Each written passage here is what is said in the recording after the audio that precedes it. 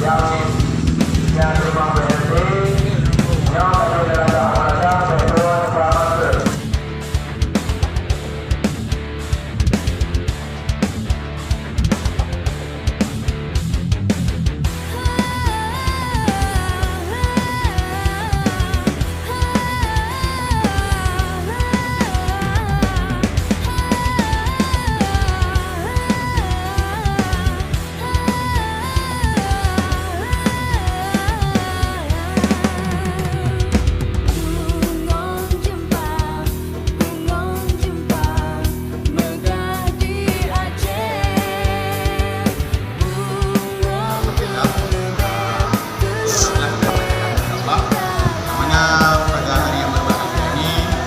Sudah dapat memberi penyaluran dana BLT untuk masyarakat yang ada di Desa Gempang Baru.